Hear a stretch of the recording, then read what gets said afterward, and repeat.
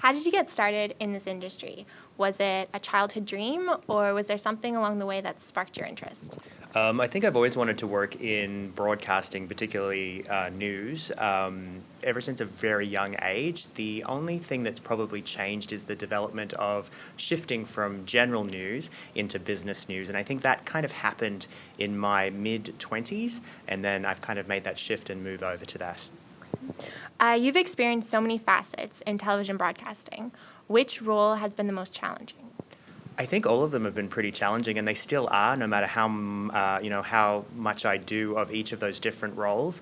I've done one of the toughest things I've ever done. A friend of mine wanted to do a segment of the mountain gorillas in Rwanda, and so we went together and we taped it ourselves and we presented it and did all that. But you actually had to lug all of that equipment yourself. So you can imagine trekking into the Congo, a good 4 or 5 hours one way, and then hoping to God that you're safe, and then you get the shot. And if you don't, you can't do it again. Do you have a specific memorable moment from that experience or something that stands out? Yeah, I remember, so I went with one of my very good friends, and she did the story for Entertainment Tonight, actually Entertainment Tonight Canada. And we had been walking for 4 or 5 hours, and then finally it was dead quiet. And then suddenly everyone looked around, and it was almost like a scene out of Planet of the Apes. And we all turned around, and suddenly about 25 mountain gorillas suddenly start to look up, and we kind of freaked out a little. And that's when I hid behind my female friend and said, "Is anybody else as scared and worried as me right now?" So that's probably my most memorable moment. But you made it. You're here today. We did, yeah, we did make it, yeah. Since May, you and Amber Mack have been hosting The Feed on SiriusXM Radio. After working on the show for about 6 months now, what has completely exceeded your expectations? I think that this is the very first time that Amber and we've worked together for almost 5 years, and this is the very first time we've come up with something ourselves. We've really created something together from beginning to end, and I think that it's far more enjoyable, even like it doesn't matter how much work it is, and how much time it takes, and if we're up really late and all that kind of stuff. It is the most enjoyable thing I've ever done, and I didn't realize just how much I would enjoy it. And I think that has more to do with her and the relationship that we have. She has to be probably the most. She is the best person I've ever worked with in broadcasting. That's a big compliment for her. Who has been your favorite guest so far? My favorite guest has been it would be the technical advisor from Mr. Robot. So we've had him on, and he's actually coming on again. And because I'm a little bit of a nerd, I love hacking and I love all of the cyber security stuff. So he would have to be my most favorite guest. Do you have anybody that you'd love to see or love to talk to?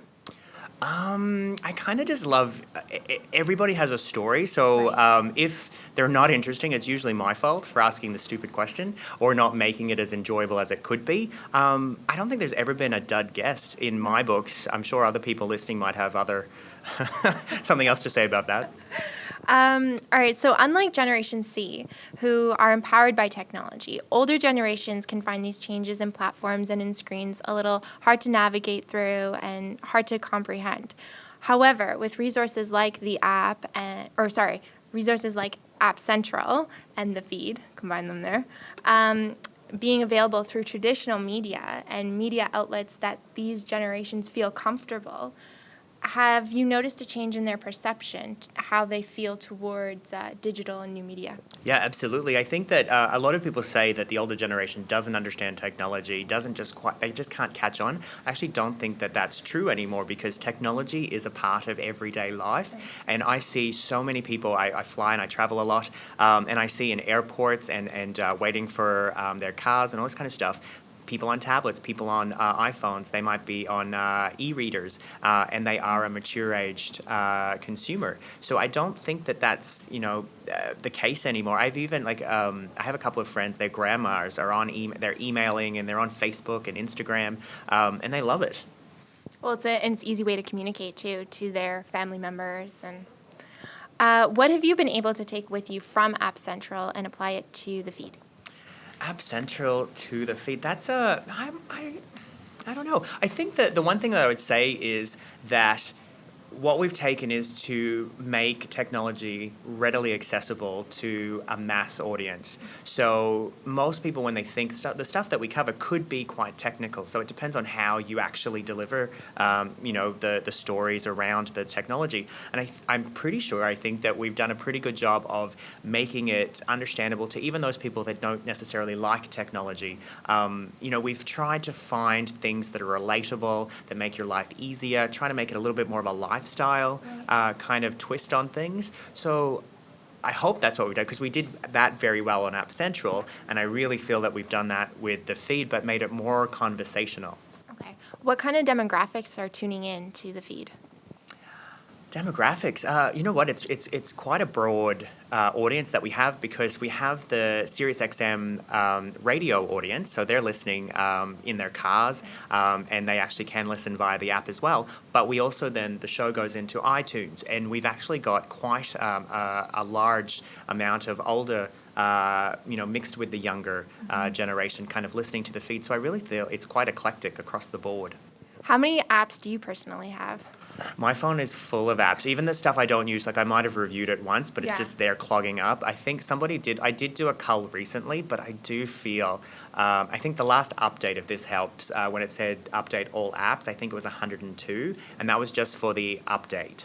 So that wasn't every app, and that was just in a couple of days. So it's hard to flick through my phone. Which one is your favorite? I'm a nerd. It's very simple. I literally, what I use constantly, and it's so basic, is Twitter and Facebook via the app. They're my two go-tos. Twitter, because it breaks news first worldwide, and Facebook, because I just can't help all of the video and the photos, and that's how I catch up with all of my friends all over the world, because they post their whole lives on there. I don't have to call them.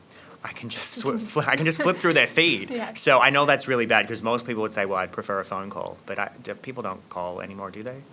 I don't know. Right. It's easier not to. Right? It's just texting. Yes, exactly. What do you have planned for the future in terms of what will you be doing and where will you be? Is there a time limit on that? Because I did just start another full-time gig. So I'm working for Bloomberg Television. So I'm launching Bloomberg TV across Canada. So we start next week broadcasting, and then we're rolling out other programming.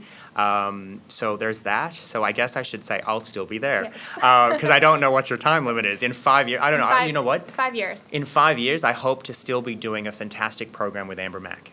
And do you have any idea where you'd love to be? I'd love to move back to California. So one of my most favorite places, I used to work and live in LA, and I loved it very much. You've been all over the world. You know so many different languages. How do you maintain being fluent in Japanese?